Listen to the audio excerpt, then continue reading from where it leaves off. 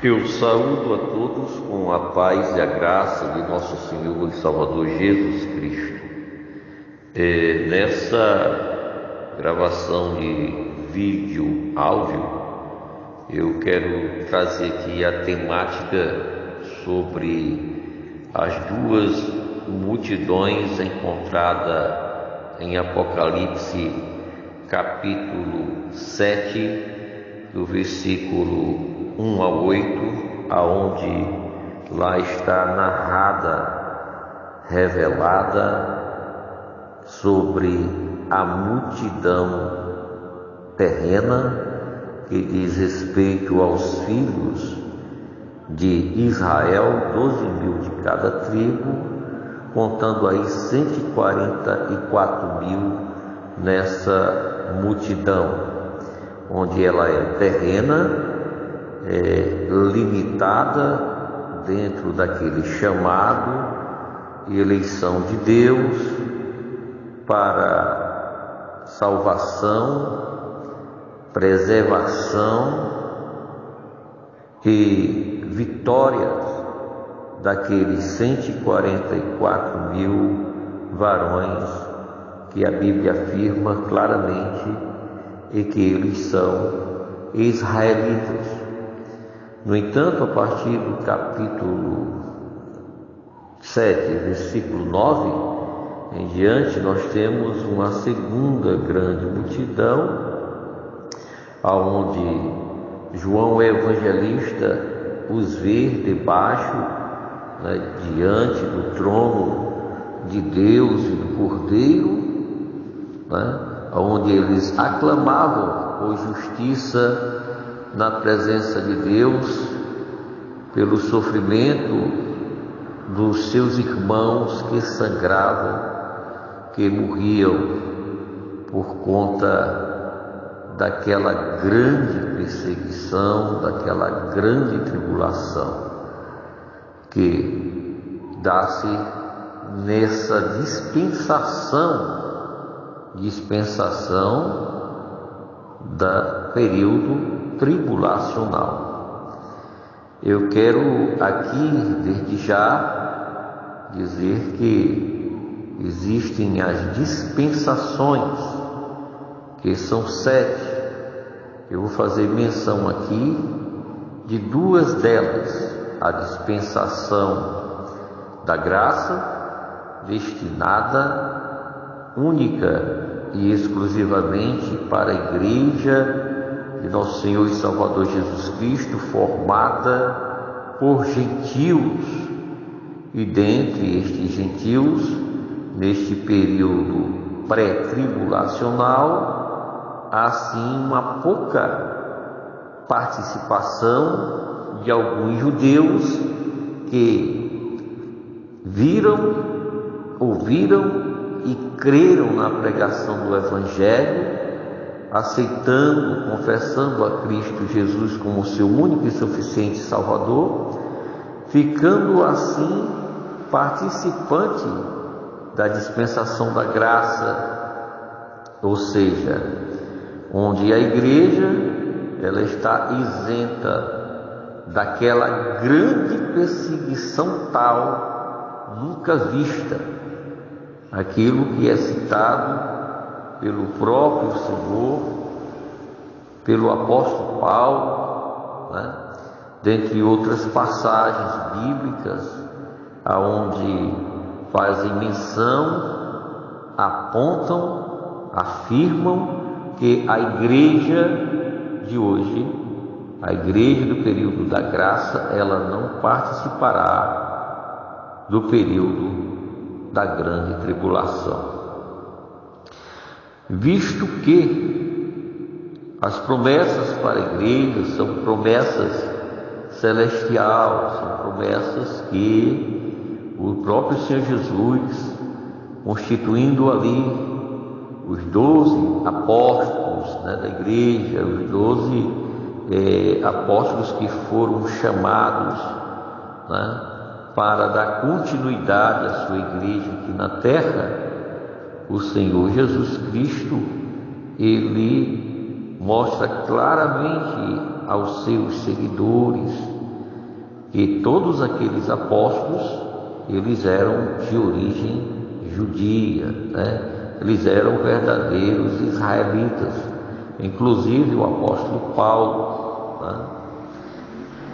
No entanto, a igreja de Jesus, para aqueles dias da igreja primitiva, uma pequena parte, né, dos judeus, dos israelitas, confessaram e professaram a fé cristã, abandonando aí a religião judaica, com os seus costumes, com as suas tradições, encontrada na lei dessa mesma religião.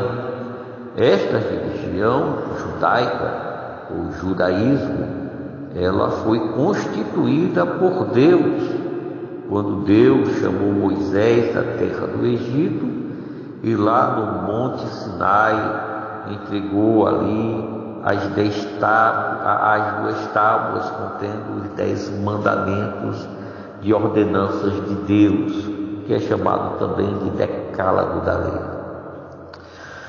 No entanto, foi dado aí continuidade, né? Digamos que o cristianismo, aquela igreja cristã que Cristo Jesus fundou, ela veio do judaísmo, né? Onde o mesmo Senhor Jesus Cristo cumpriu com todas as leis de ordenanças de Deus, com todas as leis morais deixadas por Deus, também com toda a lei cerimonial, com a lei das cerimônias e também com as leis cívicas ou civis, né? A lei de Deus é uma só, mas ela tem 3 caracteres, né? Leis de ordenanças, né? De ordem moral, leis cerimoniais, onde eram feitas as oferendas, as ofertas e o ritual, né?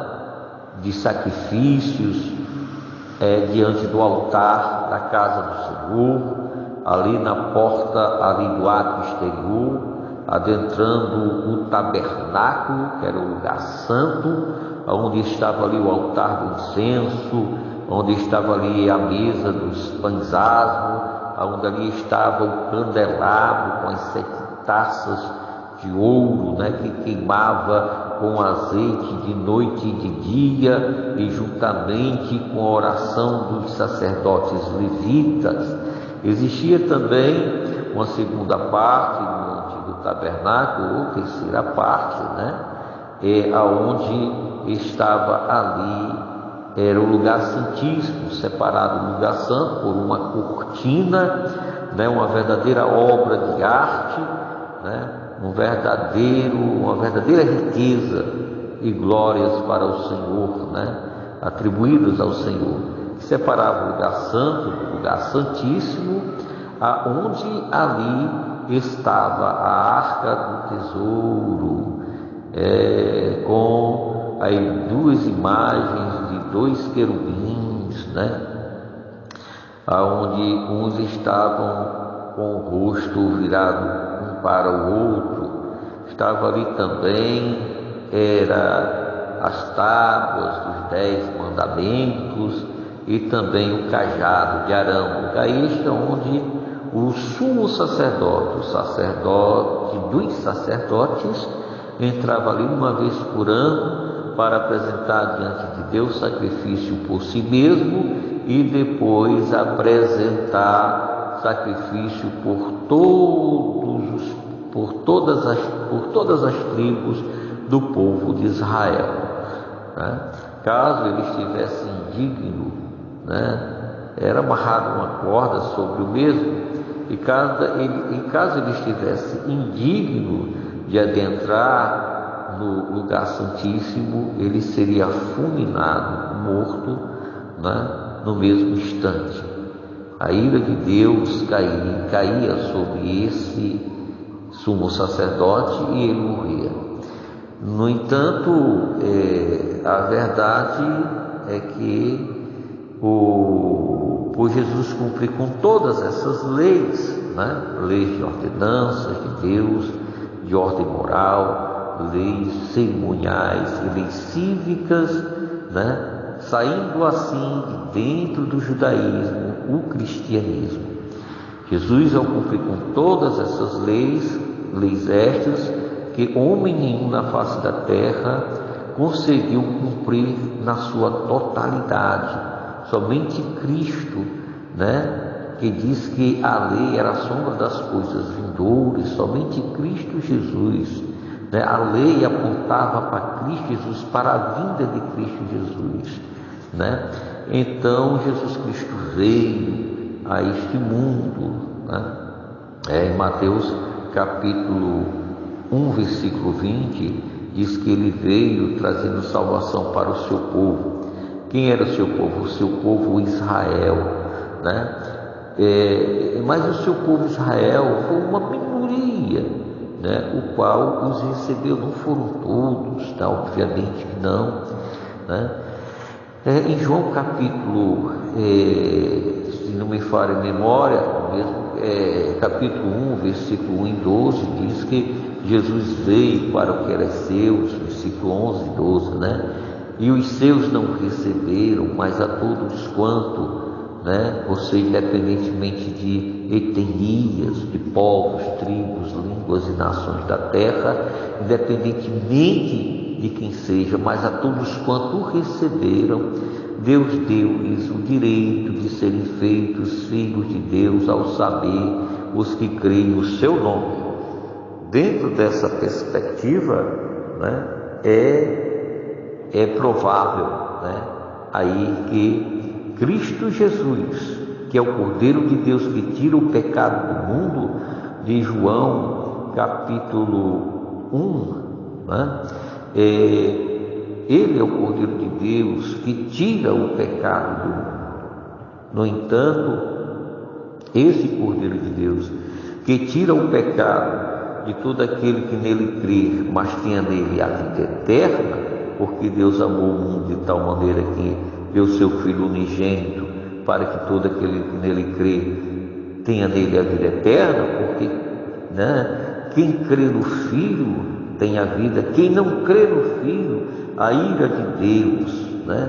O período tribulacional, da grande tribulação, do Apocalipse, do Senhor Jesus Cristo, né? A ira de Deus sobre ele, sobre esta pessoa que não confessa, que não segue a Cristo Jesus, que não o recebe como seu único e suficiente Salvador, que não atende o seu chamado, lá de João capítulo 10, versículo 27 ao 30, que diz que as minhas ovelhas ouvem a minha voz, eu as conheço e elas me seguem, porque são minhas ovelhas, né? No entanto, né, ele diz e claramente que meu Pai que a mais deu é maior do que todos, e ninguém as arrebatará das minhas mãos e nem das mãos do meu Pai, né? Jesus diz que elas conhecem a minha voz e seguem-me porque são minhas ovelhas. Eu sou o bom pastor que dou a minha vida por amor da igreja. João 10:10. No entanto, Jesus Cristo, ele é o fundador, né, e o cabeça da igreja. Ele é o fundamento, o alicerce, e é o cabeça da igreja, né? Lá nos evangelhos de Mateus, quando nós vemos ali Cristo Jesus curando as multidões, né, curando olhos de cegos, mancos, ressecados, leprosos, era ressuscitando até mesmo mortos.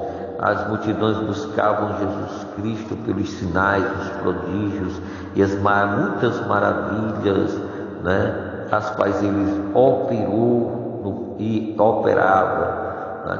As multidões o cercavam, rodeavam para ouvir a sua palavra.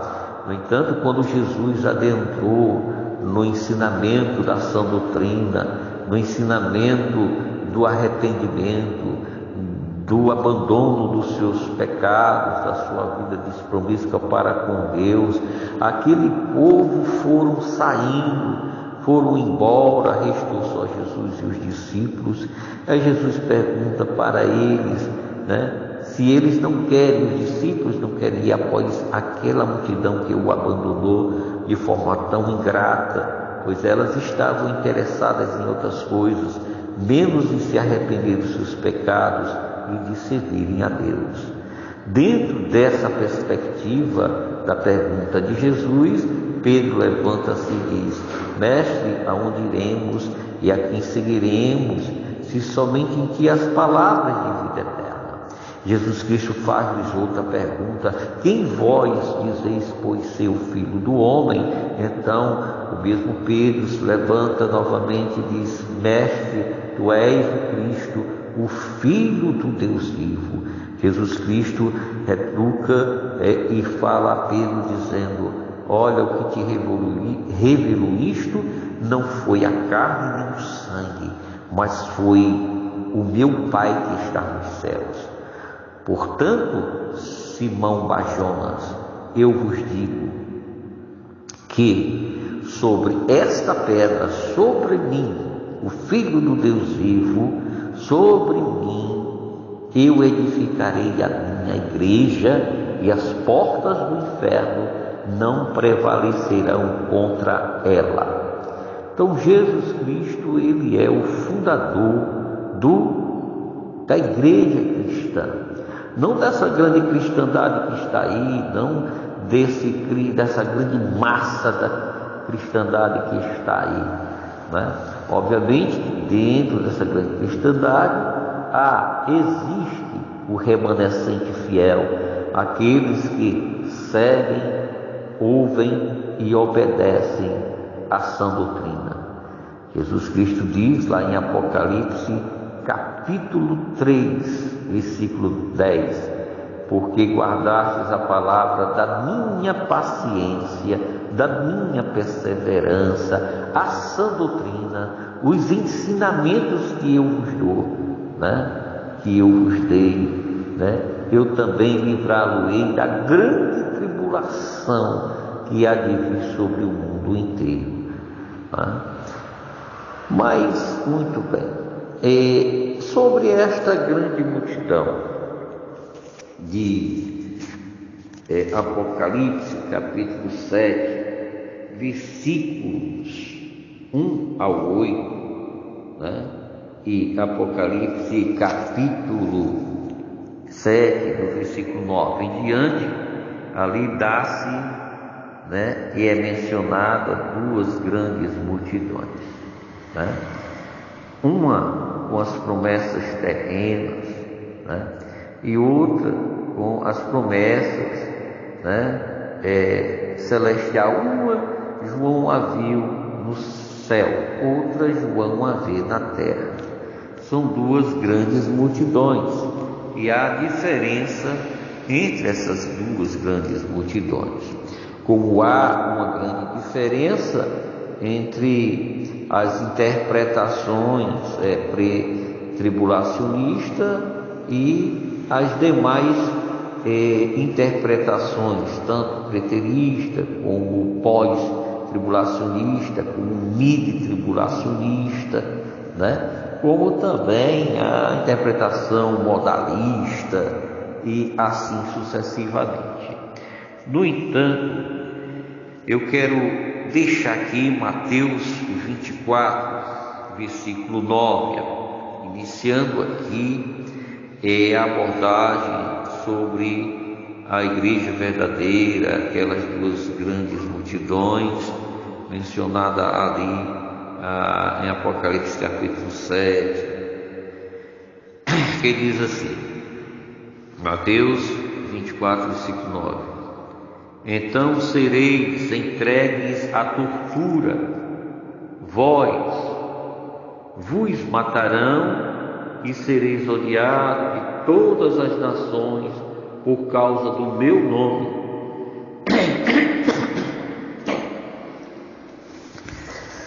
Desculpa. Vamos ler novamente. Mateus 24, versículo 9.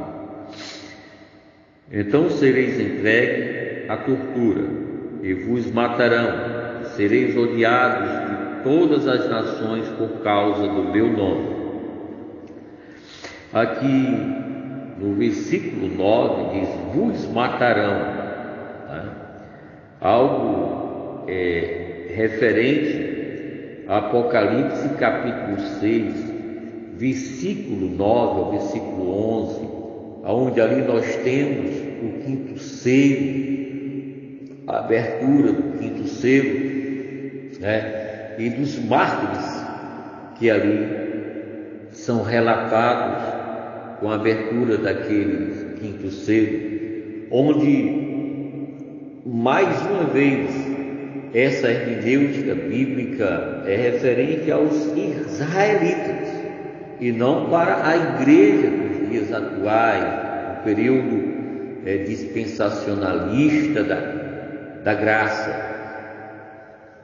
O problema de interpretação aqui consiste por parte dos preteristas e dos progressistas, como também dos modalistas, ficando assim a desejar com a verdade da hermenêutica bíblica, do que está escrito nas Sagradas Escrituras.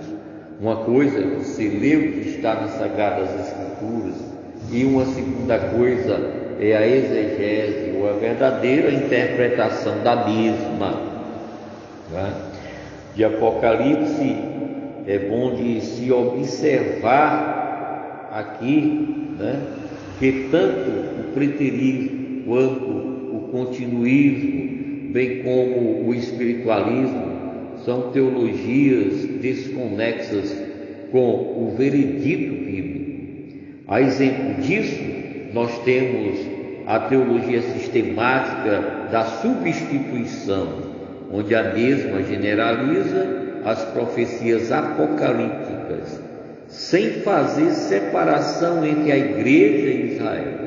Observe a abertura do quinto selo em Apocalipse capítulo 6, versículo 9, que diz: quando abriu o quinto selo, vi debaixo do altar as almas dos que tinham sido mortos por causa da palavra de Deus e por causa do testemunho de Jesus Cristo que deram. Veja só que aqui, né, é feito um vislumbre desta visão que João estava tendo ali na ilha de Patmos, né? Quando eu digo que há duas promessas, né? Existem duas, ou seja, que há divisão entre as promessas feitas para a igreja da dispensação da graça, para aqueles que são da dispensação tribulacionista ou do período tribulacionista, onde a igreja não estará mais aqui, né? A igreja já foi arrebatada. A gente vê que Jesus Cristo ali em João capítulo 14, do versículo 1 ao 3, ele fala sobre isso dizendo: não se turbe os vossos corações, credes em Deus, credes também em mim. Na casa de meu Pai nos céus há muitas moradas preparadas, né? Se não fosse assim, se essas moradas que estão nos céus não tivessem sido preparadas, e a Bíblia Sagrada diz que elas foram preparadas desde a fundação dos mundos, né? Ou seja, desde a fundação do mundo, elas foram preparadas porque Deus, na sua onisciência, como sabedoria de tudo, já preparou tudo para o seu povo pertencente à igreja de Cristo Jesus, nosso Senhor e Salvador. Jesus Cristo: eu vos teria dito que iria e vos prepararia lugar, e vos voltaria para junto de vós, e vos levaria para junto de mim mesmo, lá nos céus, lá na glória, para que aonde eu estiver, né, estejais vós também. Essa é uma promessa feita para a igreja que vive nesse período aqui da graça, né? Existem diferenças, né, mesma perspectiva, nós estamos vendo aqui uma passagem do texto que fala do período tribulacional, ou seja, a igreja ela não está inclusa aqui, não é? Quando nós vemos a abertura dos 4 primeiros selos,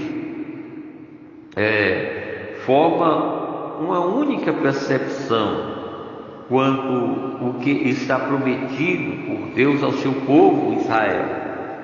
Na abertura do 5º selo, nós temos um difícil problema de interpretação no livro do Apocalipse. Nesta passagem estão as almas dos homens que foram mortos por causa da palavra de Deus e por causa do testemunho que eles deram de Cristo Jesus. Eles são os mártires que perguntaram ao Senhor ressuscitado: até quando não julgas nem vingas o nosso sangue dos que habitam sobre a terra? No entanto, a resposta aqui neste texto, ela é dupla, tanto quanto as 2 multidões de Apocalipse capítulo 7. Percebe-se que cada um recebe uma longa veste branca, versículo 11, símbolo dos atos de justiça dos santos. Confira Apocalipse capítulo 19, versículo 8. Lá estão aqueles que foram vestidos de vestes brancas e que estão diante de Deus, né? Pelos atos de justiça que por eles foram praticadas, pela fé recebida na pessoa ou por intermédio, por meio de Cristo Jesus, nosso Senhor. De modo que, mesmo antes do fim, estes mártires receberão ou recebem, né, de algum modo, uma antecipação da glória que está por vir. Os mártires foram avisados que devem permanecer como estão até agora, também como se contemplassem o número de seus conservos e seus irmãos que tinham sido mortos.